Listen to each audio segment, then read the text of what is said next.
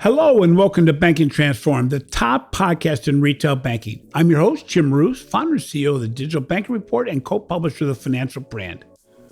With the rise of generative AI, ChatGPT, and the increasing impact on various sectors, including banking, it's crucial to examine how these advancements are transforming the landscape, both for the better and for the worse. From exploring the impact of generative AI on customer experience and engagement to discussing the ethical considerations and regulatory challenges, it is more important than ever to understand the transformative power of AI in banking. My guest on the Banking Transform podcast is Brian Roemmele, president of Multiplex. Brian aims to equip listeners with the knowledge and understanding needed to embrace the promise and understand the perils of generative AI and ChatGPT while mitigating the associated risks. This is part one of a two-part series on generative AI. Be sure to listen to both parts. Generative AI has emerged as a groundbreaking technology empowering machines to go beyond mere analysis. From unveiling the secrets behind cutting-edge AI models to discussing the ethical considerations surrounding their usage, our guests can provide you with deep knowledge into the ever-evolving landscape of generative AI. So Brian, thank you so much for being on the show again. You know, the last time you were on the show, we discussed the potential of voice banking. Boy, have things changed. So before we begin, can you reintroduce yourself to our audience and share a little bit about your background? Well, Jim, thank you for having me back. And it seems like decades ago since the last time we've had our conversation. Exactly. But I've been following you all this time, so it's like we've never separated. Yeah. So what is it that I do? I'm a researcher. I absolutely love technology. And I'm also loving the convergence of humanity and technology and trying to understand better ways to piece it together so that we can better coexist with the technology that we're creating, particularly AI. That did not come about when I was younger because I thought technology would solve every problem in the universe. And now I realize that was youthful exuberance. I now realize that we need to have a simpatico with our technology in a way that is enhancing humanity, not de-enhancing it. And so that has led me into all sorts of computer occupations. I started out as soldering hardware together as a kid. I started designing software. Some of the very earliest software I built were, now we would call them expert systems, but back then I had the fantasy that I was creating the beginnings of AI. Expert systems had great domain knowledge and would appear to be very smart in the very narrow domains that they were expert in. And so that was the Commodore 64 era. So it's ancient times. And over the years, I've just grown with the technology. A lot of times I've put it on a shelf and did not bother my mental capacity with it because it stalled. Technology like this tends to stall at times, and it requires new thinking. And the very first time I really re-energized it was in the early 2000s when I started seeing voice models start to become much more powerful in the underlying AI. And that led us up to Alexa and Siri. And a lot of people got their first taste of what they believed was AI, but it was really not. It was a proto-AI, not that fascinating because you really needed to know what to ask for. It couldn't figure out what you wanted. And then by the mid-2010s, let's say 2010, we started seeing the large language model concept and generative pre-trained transformers become very useful in trying to understand our intents and our volitions. And those were originally used to try to decode language, but now we're decoding what we're actually needing and wanting from a prompt or a question. So that's when I started really diving into my garage lab and building what I believe is the only thing on the planet like this. I call it the intelligence amplifier. And this is a concept of AI that is designed to amplify human intelligence. I actually turn AI on its ear, intelligence amplification, as a way to pay homage to the fact that the intelligence is generated by the human and it's just being amplified by the machine. And so that's where we are today. So, when we look at generative AI, how is this different than the AI most of us were familiar with prior to November 30th of last year? Wow, great question, Jim. The difference is one of scale. When we had very good domain models within a silo of information, expert systems, they did appear to be very intelligent. But the problem is humans have a very nebulous definition of what intelligence is. We have to see some kind of novelty or surprise coming from the output, something that was not necessarily expected that a machine would generate. And by the time we saw ChatGPT 3 released, I think people were kind of like, yeah, that's good, but it's not really that good. When GPT-3 was released and there was an experiment by a mass population, we started seeing incredible outputs that people did not expect. And they were shocked and awed is really what took place. And I wouldn't just say the average person. I would say across the entire technical world. Right. It was really ground zero for a lot of people. It was a little bit of a delay for me because I'd been working with these models from the moment they came out, from the inception of OpenAI when Elon was with the company. But by the time ChatGPT was released, I was pretty much blown away also. And I also realized that it was at that moment that people understood that the question was just as important as the answer. Boy, that's a great definition there too, because as you mentioned, a lot of people go, nah, it wasn't all that good, but then you realize it's only as good as the question, as you specify. Exactly. Yeah, exactly. And so I've always trained people to be what we call prompt engineers. And a lot of people feel like, oh, that's like a search engineer on Google, and it's like somebody who just puts in search terms. Actually, it's not.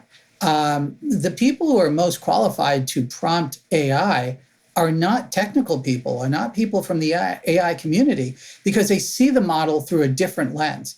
The people who I've found and corporations are finding, they're hiring these folks as soon as they are trained, are people with linguistics backgrounds and backgrounds in even poetry, ancient history, philosophy, psychology. Psychology plays a really big part in trying to elicit an elucidation out of a prompt that this is what it really comes down to. AI knows things, but it doesn't know it knows things. And it's up to the human prompter to construct a question or a prompt in such a manner that it can get that information out of the AI. And some folks would rather say, well, in the future, the AI will get so good, it will understand what you're asking. That's simply not the case. Even with the intelligence amplifiers that I have around me, these devices have been following me for the better part of 20 years with my context, and live about 10 years. They cannot predict everything that I'm going to want, and they certainly can't predict what my question is going to be in a lot of cases. So I find it fascinating that somebody would think that prompt engineering or the ability to create a prompt will be, unnecessary. In fact, if you see the press as we're recording about ChatGPT today, there is analysis by Stanford University that ChatGPT 4 has gotten less responsive and less well received in the questions that it's answering. In fact, in one case, in one series of questions, it dropped by 90% in its capability from the release day back in March. So, AI is a constant moving target, and they're constantly changing it. And with those changes in a model, you have to change the way you prompt the system. And if you don't do that, you're going to get something entirely different. So it's the difference between 3.5 and 4, where you said it actually dropped in its ability to answer questions. Was that because it changed the way it interpreted what we were asking, or some other reason? There's a lot of questions about that. One of the primary fundamental problems with, let's call it cloud-based AI. I'm a proponent of open source local AI for companies and for individuals. cloud-based AI has to be all things to all people. And we always know that if we do all things to all people, we go to a restaurant that has every ingredient that has ever been made, the food's not going to be good if it's all mixed together. Right. And that's what's going on with the large language models at major corporations, is that they have teams that, in fact, the teams are now larger than the groups that are working on actually advancing the AI to do things called alignment and safety. So the alignment and safety teams are there to try to make AI safe and aligned to human values. It sounds really great. And one could go down an Orwellian hole of saying that sort of doublespeak. I'm not going to say that at this moment. One can speculate. I am saying that with their desire to try to make AI safe, they are taking away neurons that would otherwise be useful in other questions, and therefore dumbing down AI. I've called it an AI lobotomy in a sense, and this is being brought about through a lot of mechanisms. One is most definitely political. Another one is psychological, and another one is fear of regulation. So one would argue that regulation and political are tied together, but they're being dealt with differently. Now, my problem is if you can do a search, even in Google, for a particular subject, and you can get a result, AI should be able to answer exactly the same way. So what AI is trying to do today, companies like OpenAI and Google, they're trying to limit it from even answering questions that somebody could pose to a search engine. And to me, that's sort of ridiculous and a fool's errand. Now, if it's on the dark web, which this AI was not trained on, and it produces results coming from the dark web, which is not really, wholesome for society, I absolutely agree with that. But by doing all of this work to make AI please everybody, they're ultimately going to please nobody. And that's where OpenAI is. And I also have another issue is, when we're prompting an AI system in a cloud, our questions are going to be used in the training of that AI. And for the corporate people that are listening to us and the individuals that want some level of privacy, anything you ask AI and the results it generates is going to be used to build better models. And if you're sharing corporate data, it's a good chance that corporate data, if it's unique enough, will become part of a future model, no matter what the documentation says. There's no way of completely stopping that.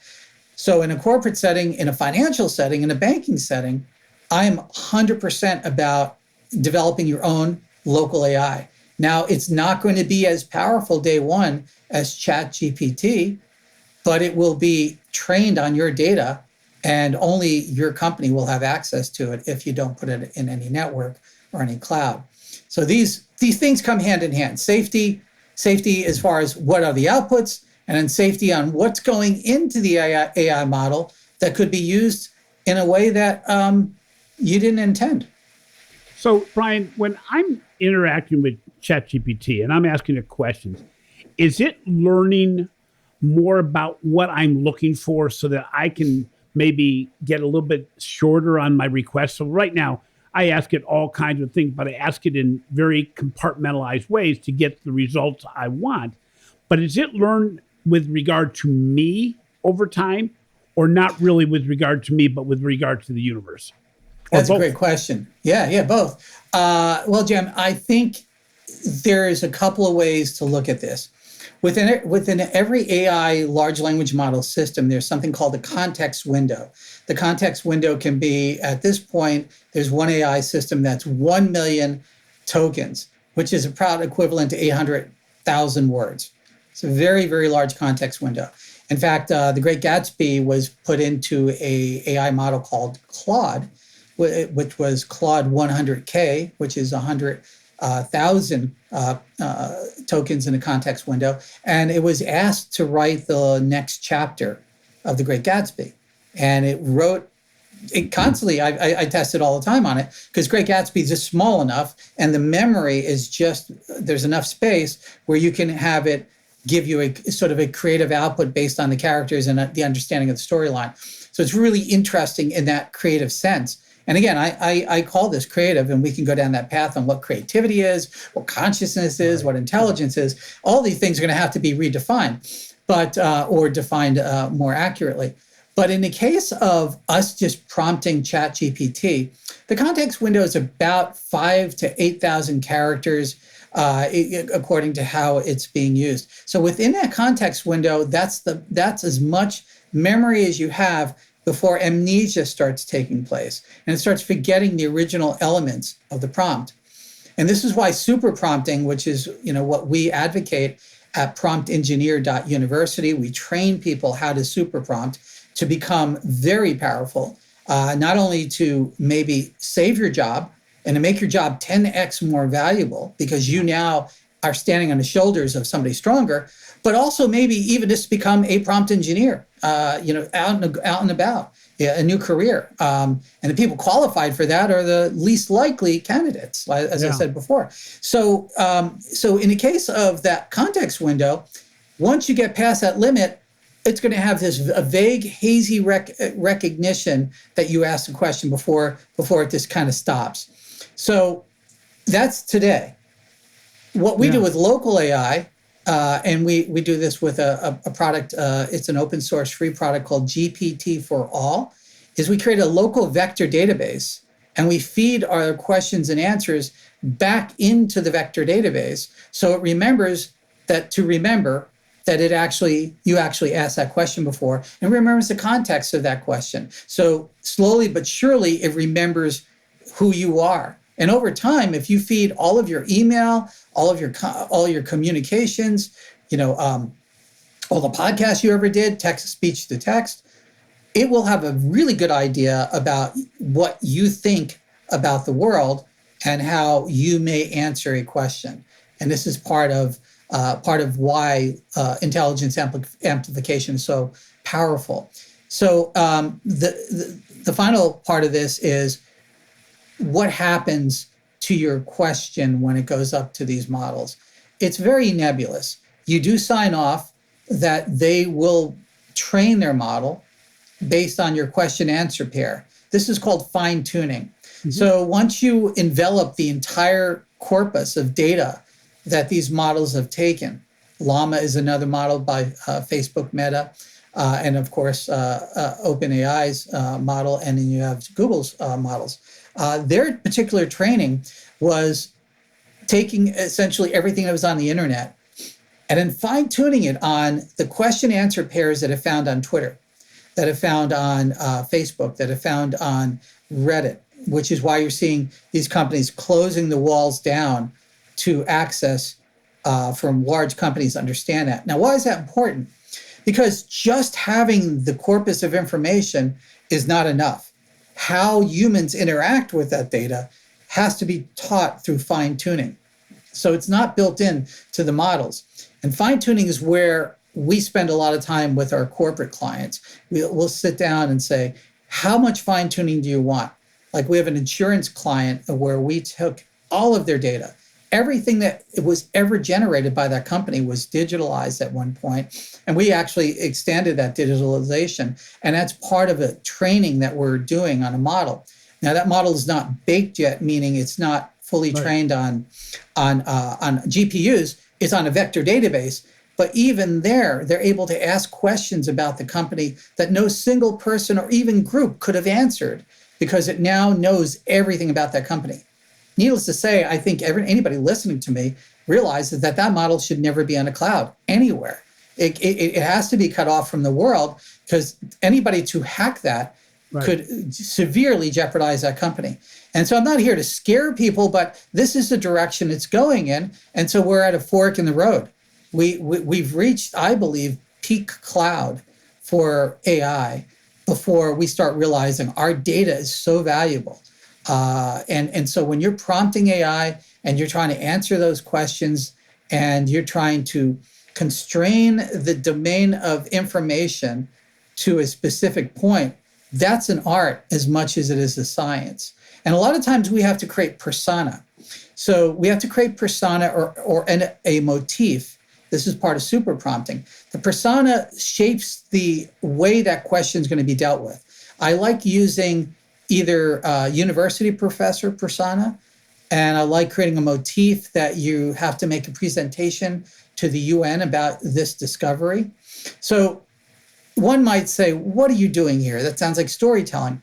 I say test it out. When you test it out, you start realizing exactly what it does. It forces the large language model to pick a neuron passageway through its neuronal connections that are much more constrained, much more laser targeted, and the elucidations are near genius level. Whereas if you ask a simple question, you're going to get a simple answer. And a lot of people get mad, and I say it's user operator error. So that's kind of where we're coming from. So from the perspective of gathering information, learning through over time, is this where ChatGPT and AI in this sense can really impact customer experiences? In other words, let's say it's a financial institution and we want to build a database on an individual customer level on what they've asked, what the answers were, the dynamics of that relationship. Is it the future use of ChatGPT and generative AI where you can actually have individual customer communications, conversations that are retained and built over time?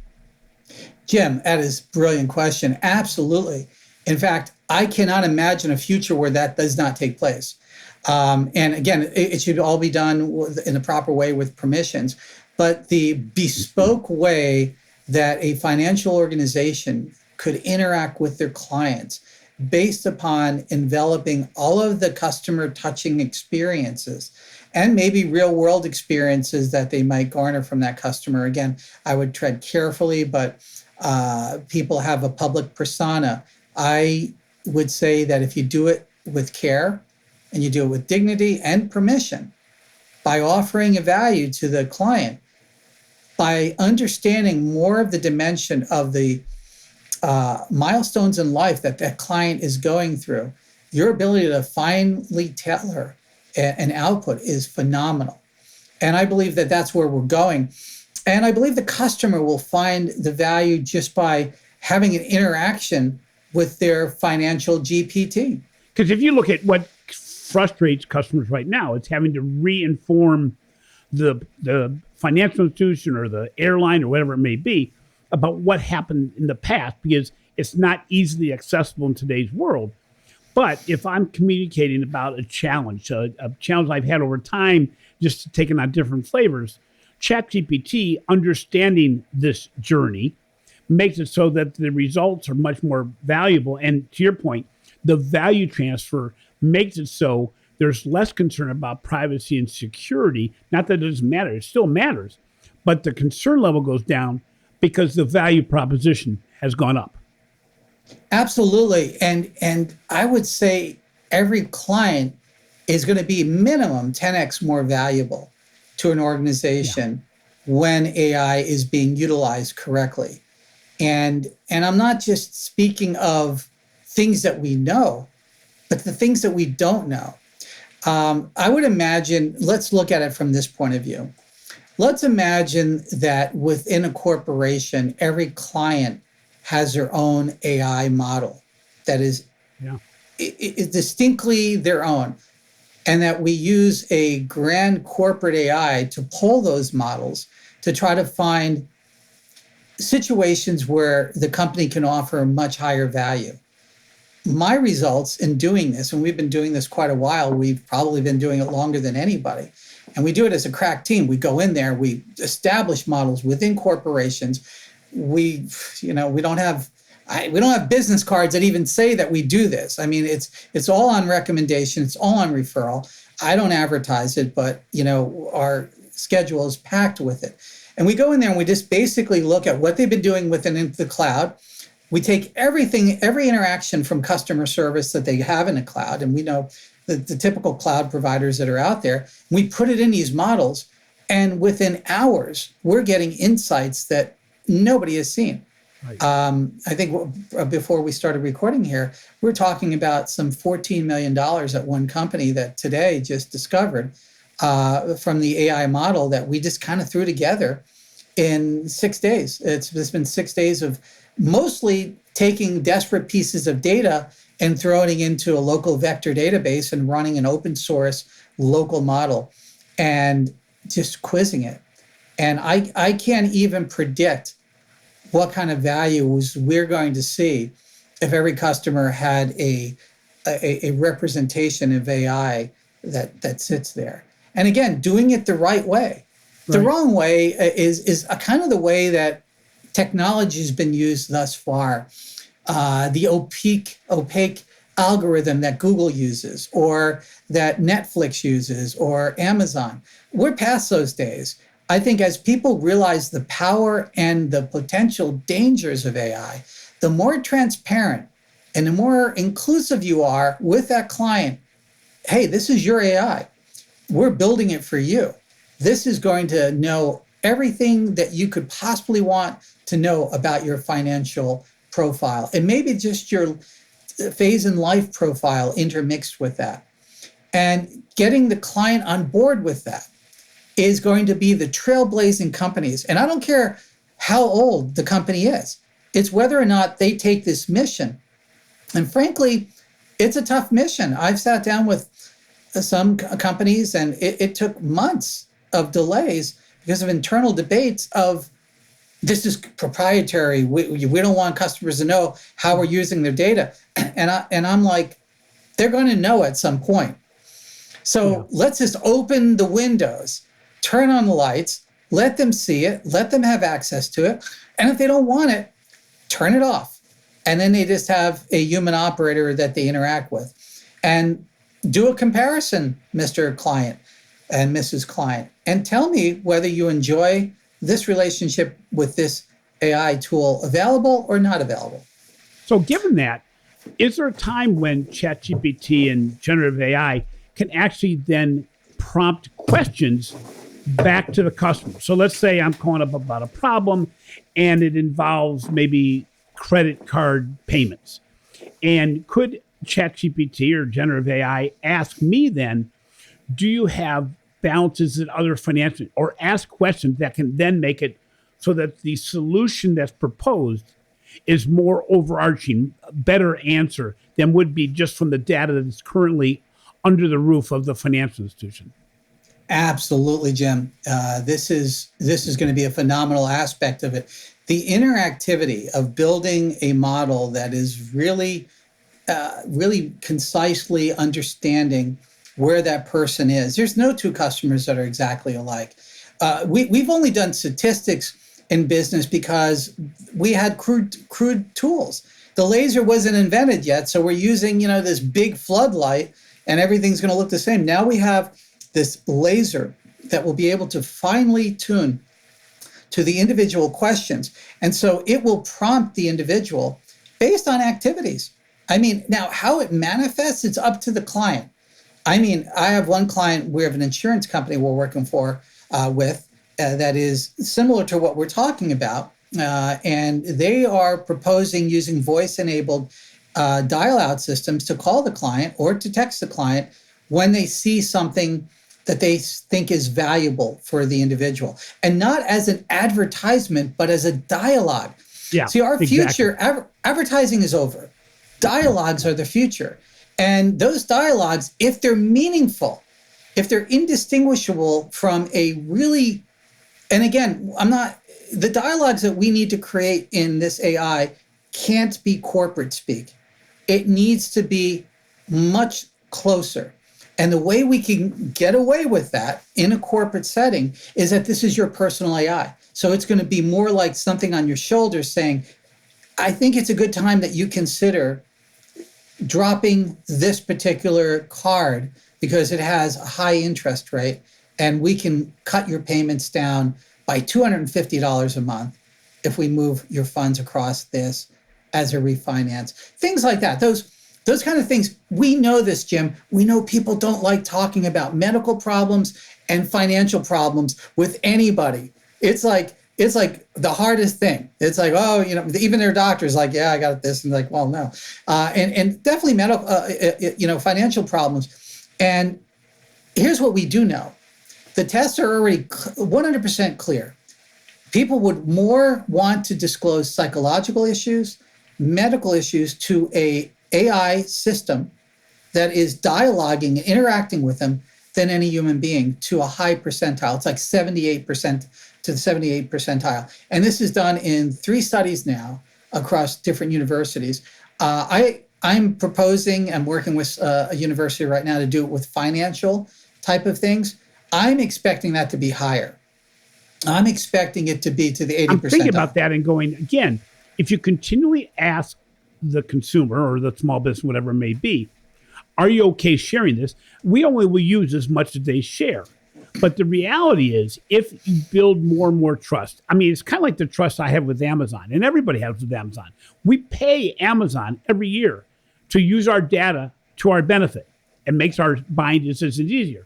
Well, in the same case in financial services or any industry, if it learns over time and it asks me questions that make it perform better, eventually I'm going to come to the realization that I want my financial institution or my generative AI to understand that I have deposit accounts elsewhere, I have credit accounts elsewhere, what my internal challenges are emotionally with maybe the way the market's performing.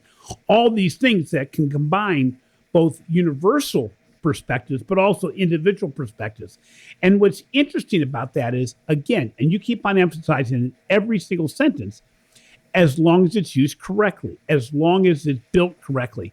So with that in mind, what steps are being taken to address the consumer concerns regarding data privacy and protection and leveraging, AI to avoid biases in decision making? Great question. I would say that it's a double-edged sword.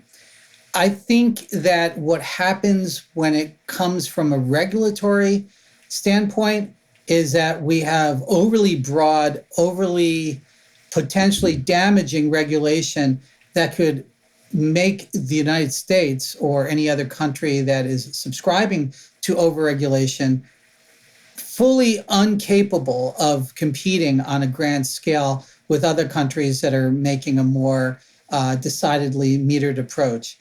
How can we make this better? I think financial institutions could lead in this. I believe that if they lead with open, transparent AI usage, that they will become the gold standard, which they should be, and how this technology can be deployed, and not just in financial, but in every other aspect. And I believe that industry, when doing it the right way, actually does a better job than regulatory. And the problem is there's a conservatism that comes from the financial industry that we know about, right, Jim? And we're always challenged with it. When I was doing a lot of consulting in banking and payments, and Apple Pay is coming, guys. 3 years before it came, nobody would listen. I said, this is your dog in the race. You can actually lead by this by shaping it the way you want, and the conservatism held it back. This is another opportunity. There is absolutely no doubt that AI is going to become simpatico with individuals in making their decisions financially. And I'm not saying this is going to bypass personal AI that's going to be making financial decisions. I'm saying there's a good chance that you're going to have multiple AIs that you're going to interact with, and maybe just your AI will interact with somebody else's AI. That's not entirely a difficult reaction, even if they're just talking to each other over the internet or by a phone call, if you will. But if a financial institution could say, okay, we're going to embrace artificial intelligence to the betterment of our clients, and here is our declaration. Here's how we're going to use the data.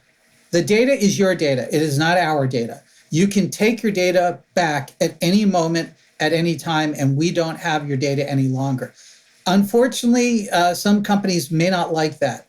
I don't think there's any other way, because that's where the regulation is going to go anyway. So take the higher ground, let people have control and ownership of their data, but give it to them in a way that is so valuable, so delightful to interact with.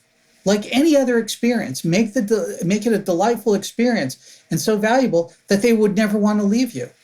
So instead of using the stick, keep the carrot, and always just use the carrot. And that not only will that forestall draconian regulation, it would allow that company to be a beaming leader in an industry that's considered maybe a laggard in technology, but where else can it be applied better than in the financial realm, where a lot of people have their finances, what I would say, in a very disordered fashion. They're all over the place. Even the most ordered person, I did studies over the years, I'm sure you know this from being in this so long, is that people's finances are all over the place. And there needs to be a consolidation. The idea of QuickBooks initially was to do that. And it did it to a certain level, but it reached its zenith, and we've never gotten past it. So do you see then the future of ChatGPT and generative AI with regard to customer experience being something that it becomes an evolving, let's call it brochureware or content that becomes very specific to that individual, where you actually, as the learning process goes on, it will point you into a direction that is best for you in a more of a consultative perspective? Absolutely. And although it will not always be maximized for the highest profit to be garnered out of each individual, you're best to let this device, this software, this system normalize the relationship, because if you are doing everything right, the value you're offering will make that person never, ever want to not have this capability, because it's an investment. The investment in giving data to an AI platform is phenomenal, because over time, it's the stickiest thing you'll ever see. There's Right. nothing else, right? So what happens is, net over time, and I can show this with some of my research and this statistically, net over time, if you do right by that client, they're going to make much more money. The company is going to make much more money, and their cost to maintain a customer is going to go through the floor, because they're not going to need to acquire as many new customers as ferociously as they do today, because it now is a struggle to just a percentage point different struggle with the top players. And this could be major double-digit percentages in capability.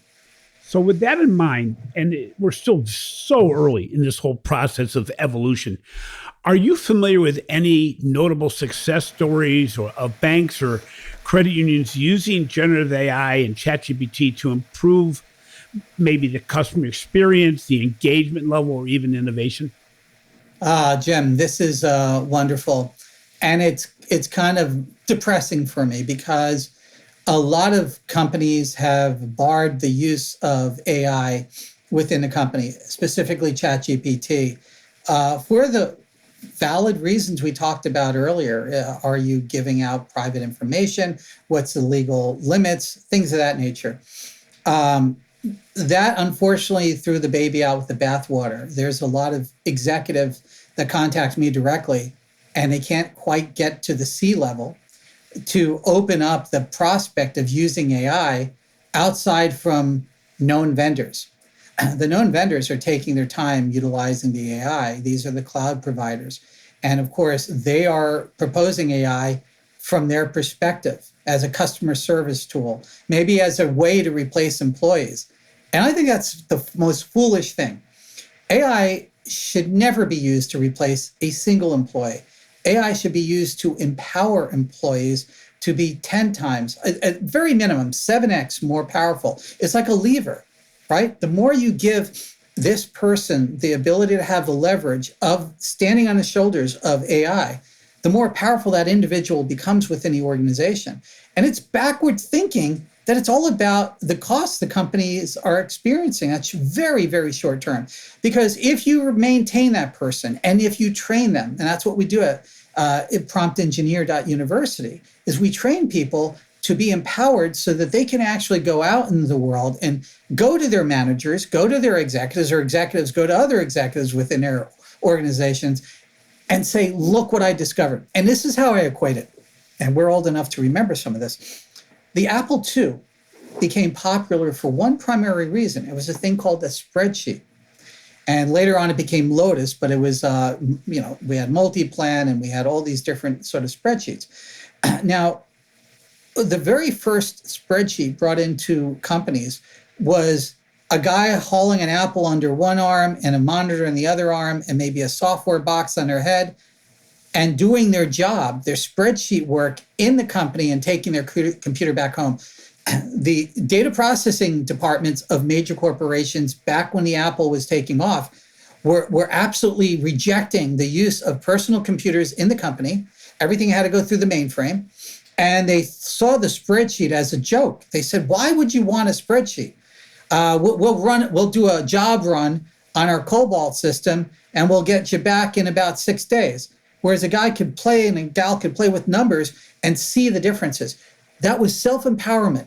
Bring your own computer to the office. That was the early decade, first decade of the personal computer was the personal empowerment of that computer within the job. And luckily, a lot of very wise companies said, oh, what the heck? Let Joe or Lisa bring their computer in. As long as we're not paying for it, they can play with their spreadsheets. That fundamentally changed every single corporation in the world. This is 1,000 times more powerful than the spreadsheet. And did we need to fire people who are accountants when the spreadsheet came? Did an executive say, oh, I read an article that spreadsheets are going to make accountants redundant, let's fire them all? It's just like the same thing of, oh, I read an article in the Wall Street Journal that ChatGPT is going to cause, everybody to lose their job, let's start firing. This is a knee-jerk reaction. The positive way to do this and the way your stock is going to take off is when the world realized you not only did not fire anybody, you hired more people, and they now are an army empowered with the corporate data, the AI, and their ability to know how to use it in a safe, effective manner that is not dangerous to anybody.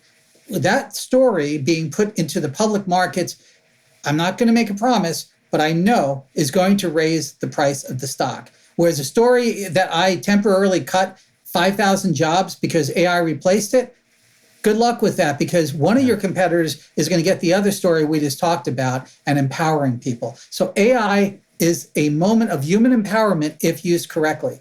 And that's one of my missions with when I go into a company is, in fact, one of the things the agreements that most companies make with me is that they do not fire a single person because of what we've been training on AI. And they make that commitment. It's not legally bounding. But at this point, in dozens and dozens of companies, they've all hired people at this point to utilize AI and to train their staff even better beyond our training. Brian, thank you very much for part one of our interview with Brian Roemmele around ChatGPT, generative AI, and AI in general. Be sure to catch our second part of this interview, the next podcast on Banking Transformed. Thanks for listening to Banking Transformed, the winner of 3 international awards for podcast excellence. If you enjoyed today's interview, please take some time to give our show a positive review. Also, be sure to catch my recent articles on the financial brand and check out the research we're doing for the Digital Banking Report. This has been a production of Evergreen Podcast. A special thank you to our senior producer, Leigh Hassage, audio engineer, Chris Fafalius, and video producer, Will Pritz. I'm your host, Jim Marous. Until next time, remember, understanding the potential of generative AI is a key to redefining what's possible in the future.